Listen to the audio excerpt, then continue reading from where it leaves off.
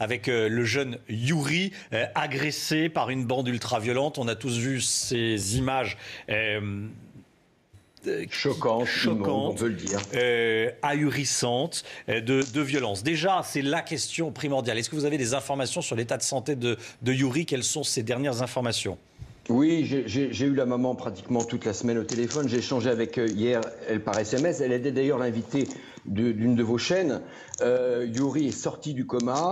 Il a même parlé un tout petit peu. Il va subir encore aujourd'hui une grave opération au niveau des yeux. Mais bonne nouvelle, il s'est réveillé, il va mieux et il commence à parler. Et il commence à parler.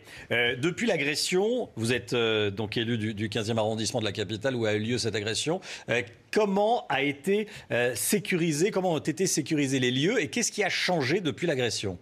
Alors d'abord, je me suis rendu comme tout élu le soir même de l'agression et je vais m'y rendre encore tout à l'heure parce qu'au départ, les habitants ne savaient pas très bien ce qui s'était passé. Ils pensaient à une agression totalement isolée d'un jeune qui rentrait dans une des tours de Beaugrenelle et on a bien évidemment expliqué qu'a priori, il s'agissait d'une rixe qui a bien évidemment mal tourné et dégénéré en termes de violence.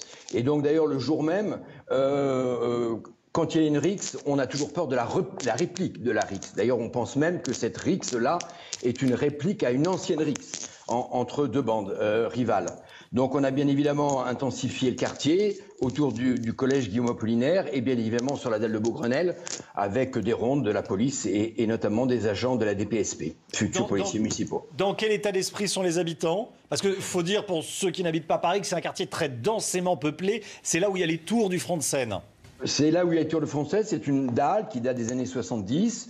C'est une dalle qui est en général plutôt calme. Il y a un peu de délinquance, il y a un peu de trafic, mais c'est pas une zone rouge en termes d'insécurité. On a bien évidemment les habitants régulièrement au téléphone. C'est que chaque tour, il y a une association qui est présidée par un président qui nous appelle. Et nous réunirons avec Philippe Goujon et Agnès Séverine très prochainement à la mairie du 15e, l'ensemble des représentants de ces tours avec le parquet, avec le commissaire de police pour faire un point sécurité sur l'ensemble du quartier. Donc on rassure au maximum la population. Merci beaucoup Nicolas Jeannetet d'avoir été en direct avec nous ce matin dans la matinale CNews. Bonne journée à vous. Des réactions scandalisées après une lettre de Georges Pau Langevin.